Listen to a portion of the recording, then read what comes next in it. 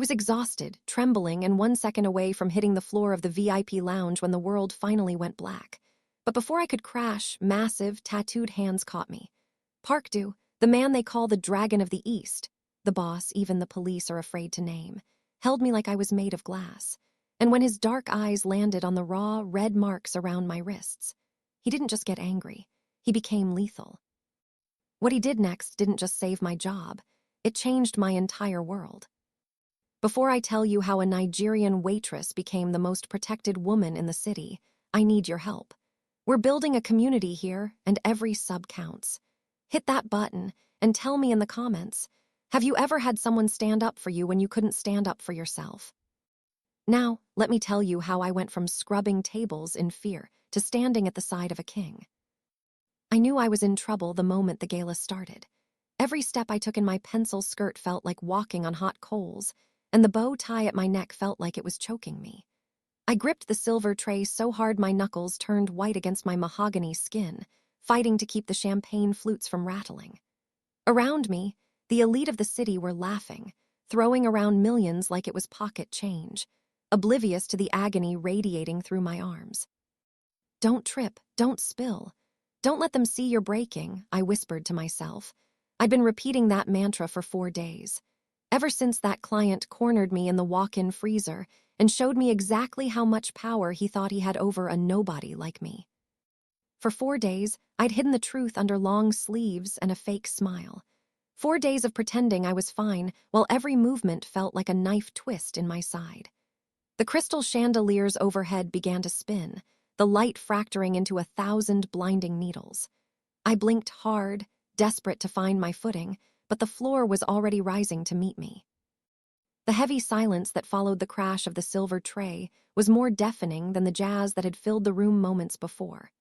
As the world tilted, I expected the cold bite of the marble floor, but instead, I was met with a wall of solid heat and the scent of expensive sandalwood and steel. Park-do didn't just catch me. He gathered me against his chest, his tattooed fingers splaying across my waist with a possessiveness that sent a different kind of shiver through my spine. The meeting is over, his voice rang out, low and vibrating with a lethal edge that brooked no argument. I tried to focus, my big, expressive eyes blinking against the haze of exhaustion, but all I could see were the jagged black tattoos creeping up his neck and the sharp, dangerous line of his jaw. The club staff stood frozen, their faces masks of pure shock. In the hierarchy of this elite world, I was a ghost in a white blouse and a tiny apron, a piece of the furniture meant to be used and ignored. To see the dragon himself abandon a multi-million-dollar negotiation to cradle a waitress was a breach of every unspoken rule. Mr. Park, the contracts, one of the men at the table stammered, his voice trembling. Park-do didn't even look at him. He adjusted his grip, lifting me effortlessly into his arms as if I weighed nothing at all. If I see any of you still in this room in 60 seconds, you'll find out exactly how I feel about being interrupted. The scramble that followed was a blur. I felt the rhythmic thud of his heart against my ear as he carried me toward the private elevators, the ones reserved only for him. Every step he took was steady, radiating a terrifying calm. I gripped his lapels, my mahogany skin stark against the black silk of his suit, my knuckles still white from the lingering trauma of the freezer. "Put me down," I whispered, the words barely a breath. "I'll get in trouble, the manager." "The manager works for me, Jenny," he said, using my name for the first time. The way it rolled off his tongue made my heart stutter. "And from this moment on, so do you, but not like this." The elevator hissed open into his private suite, a sanctuary of dark wood, floor-to-ceiling glass and shadows. He didn't set me on a chair or a sofa. He carried me straight to the center of the room, finally setting me down on a plush velvet ottoman. He didn't pull away. Instead, he dropped into a crouch between my knees, his intense dark eyes searching mine with a gaze that felt like it was stripping away every lie I'd told myself. He reached out, his hand firm as he took my wrists. I tried to pull back, to hide the raw, angry marks left by that man's grip, but Park-do was immovable. As he pushed back my sleeves and saw the truth, the temperature in the room seemed to drop 10 degrees. His face didn't move, but the darkness in his eyes turned into a storm. I was no longer just a waitress who had fainted. I was a woman under the protection of a man who knew 1,000 ways to make a person disappear. The silence in the suite was heavy, broken only by the low hum of the city far below.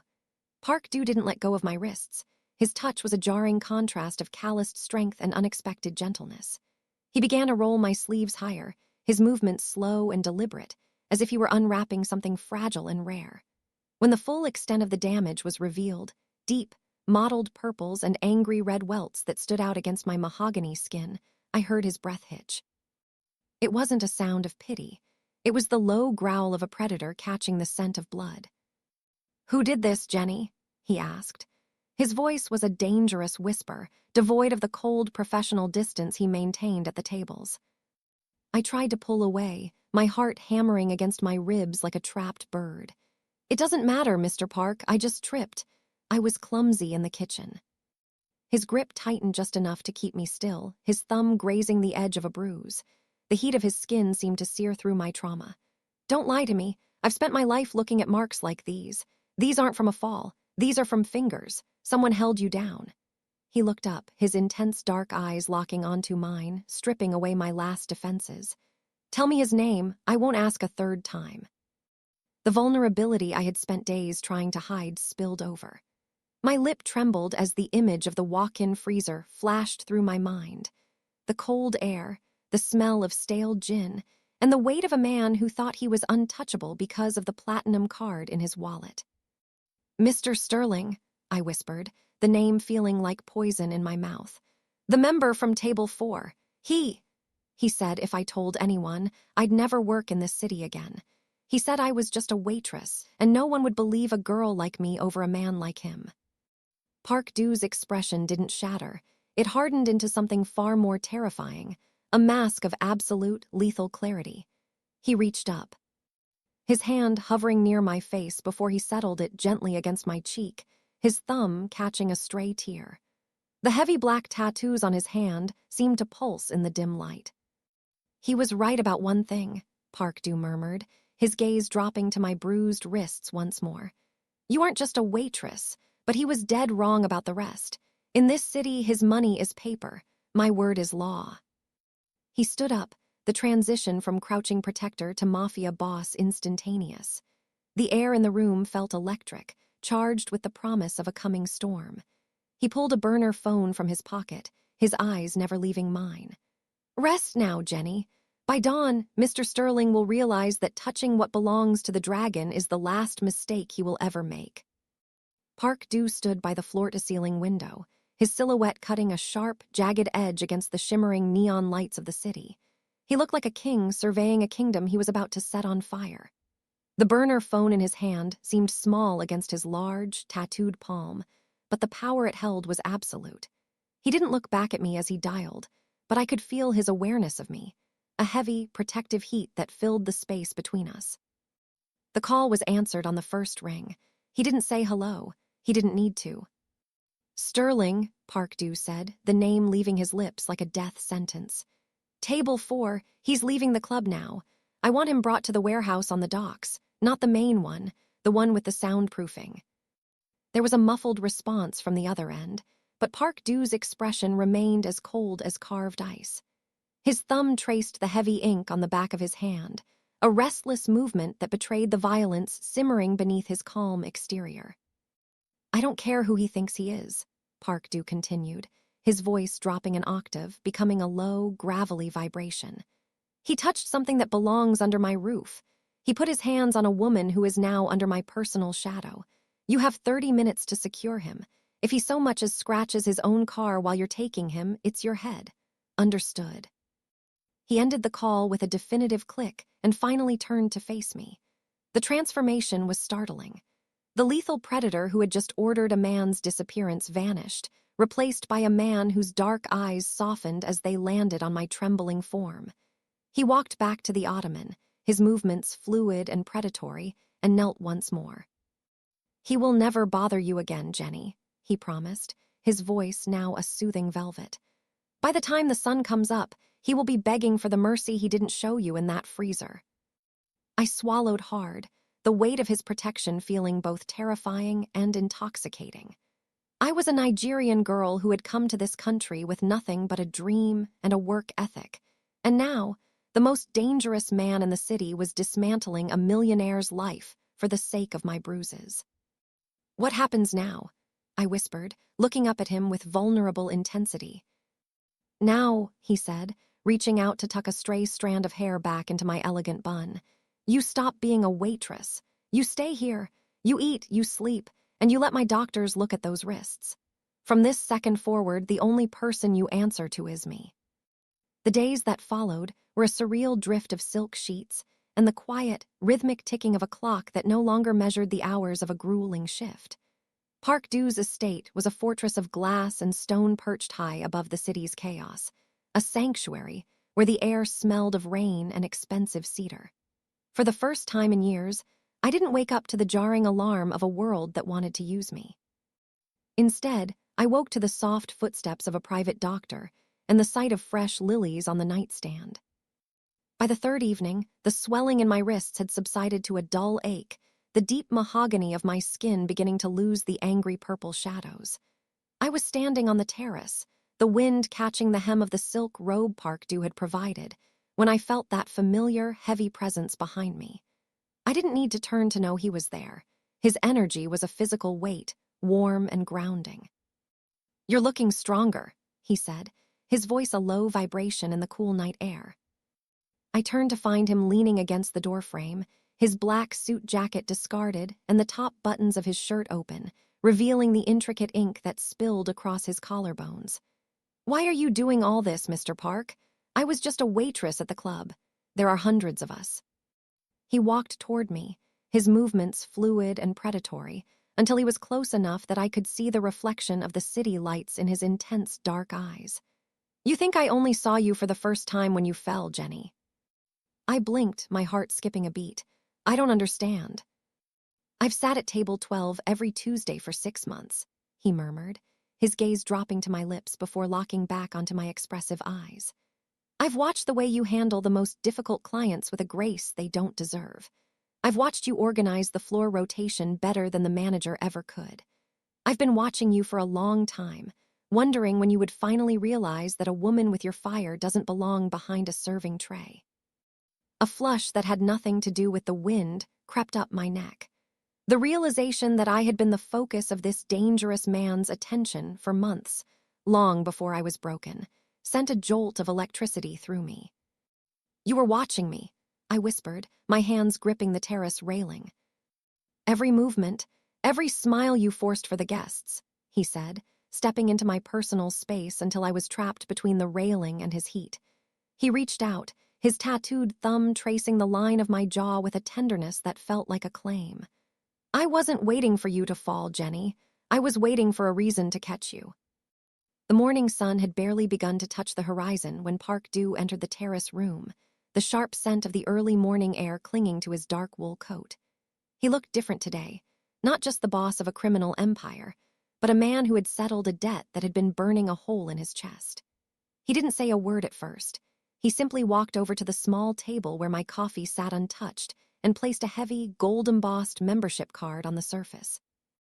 It was snapped clean in half. I recognized the name on the card immediately, Sterling.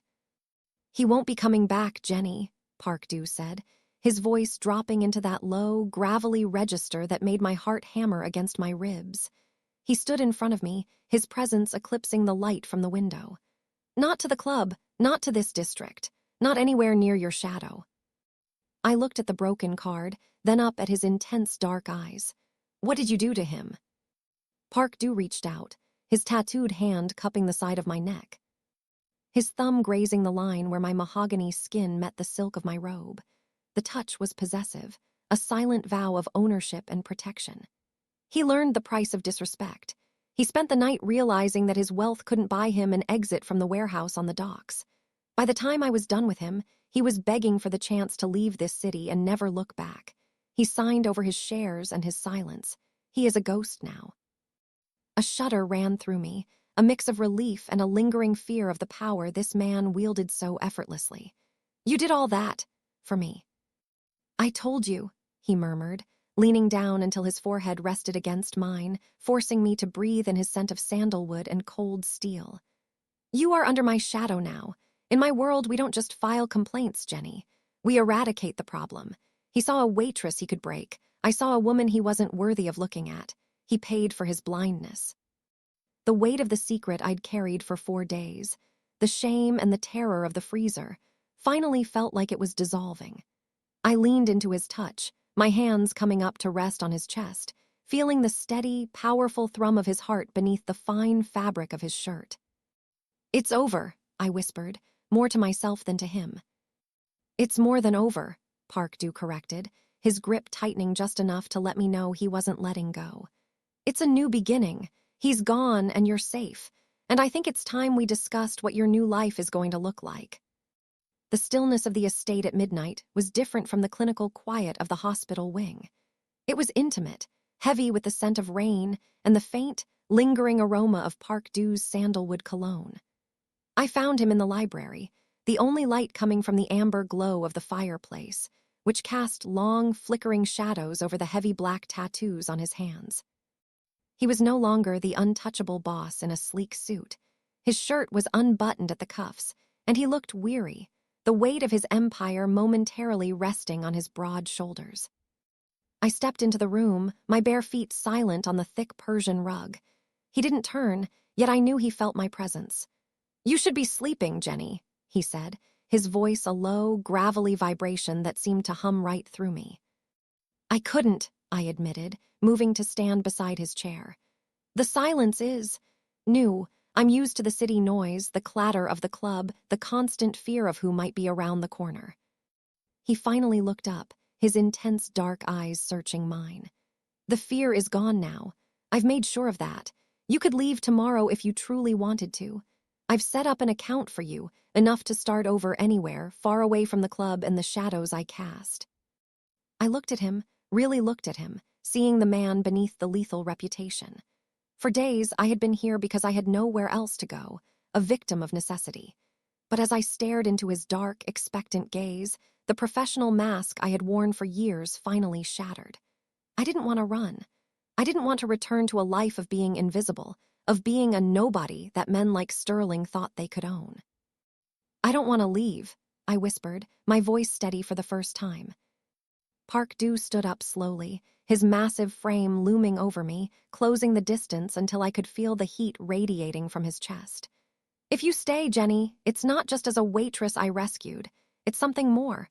My world is dangerous. My shadow is long. Are you choosing this?"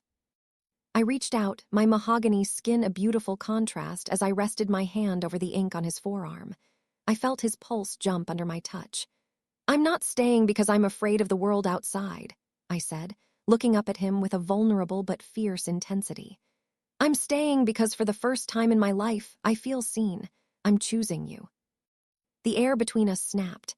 Park Du's hand came up to cup my jaw, his thumb tracing the fullness of my lower lip.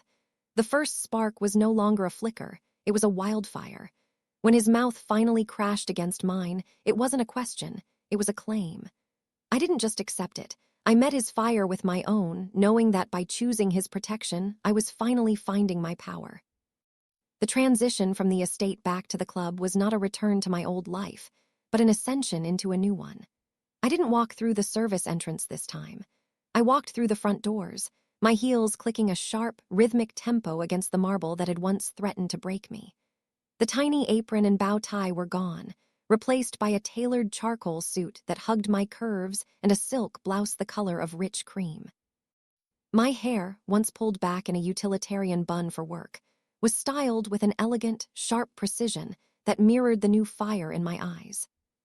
The lobby went silent as I entered. I saw my former manager, the man who had ignored my pleas for help, drop his clipboard, his mouth hanging open in a silent display of disbelief. He looked for the waitress he could bully, but he found a woman who was no longer invisible. "Good morning, Marcus," I said, my voice cool and steady as I glided past him.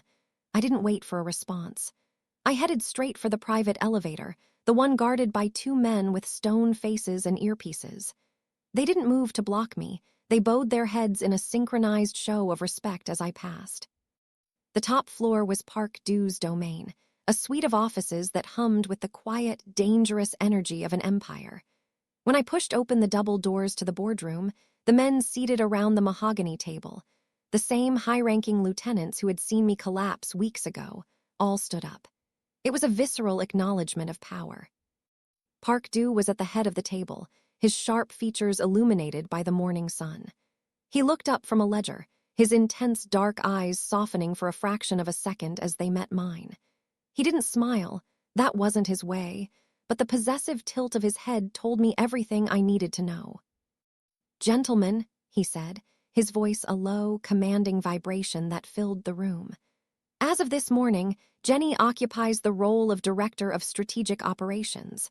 She has the final word on all club logistics and member vetting. Her voice is my voice." I took my seat directly with his right hand. The mahogany of the table felt cool beneath my palms, a stark contrast to the burning pain I had felt the last time I was in this room. I opened the file in front of me, my mahogany skin looking regal against the white pages. I wasn't serving the table anymore, I was running it. As Park Do reached beneath the table and briefly squeezed my hand, his tattooed thumb tracing a silent promise against my skin, I realized that the nobody who had been cornered in a freezer was dead. In her place stood a woman who finally knew exactly how much she was worth. The transition of power was never going to be silent. While the staff had fallen into line, the outer edges of Park Do's empire were still sharp with ambition and old-world prejudice. The challenge came during a high-stakes dinner at the club's most secluded lounge, a room filled with the smell of expensive tobacco and the heavy tension of uneasy alliances. I sat beside Park Do, my posture as elegant and unyielding as the mahogany skin of my shoulders, which were partially visible in my new evening gown. Across the table sat Lee Sang-hoon, a rival whose influence in the Northern Territories made him bold and foolish. He hadn't looked at the ledger I had meticulously prepared. Instead, his gaze had been fixed on me with a condescending smirk since we arrived. "I didn't realize the dragon had started hearing his entertainment to manage his books," Lee drawled, his voice cutting through the quiet clink of crystal. He leaned back, his eyes raking over me with a calculated disrespect that made the air in the room turn brittle. "A beautiful girl, truly. But surely she belongs in the staff quarters, not at a table where men are discussing blood and billions. Or perhaps she's just a new flavor of the month." The room went so still, I could hear the rhythmic pulse of the city outside. I felt the shift in Park Do before I saw it. It wasn't a loud explosion.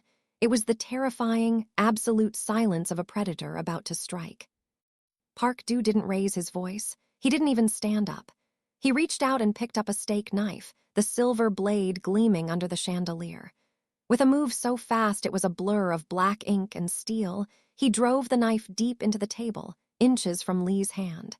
The wood groaned under the force. "Her name is Jenny," Park Do said, his voice a low, gravelly vibration that sent a cold shiver down the spine of everyone present. He leaned forward, his intense dark eyes locking onto Lee, with a promise of total annihilation. "She is my director, she is my mind, and more importantly, she is mine." He reached over and laced his fingers with mine, his thumb tracing a slow, possessive circle over my knuckles.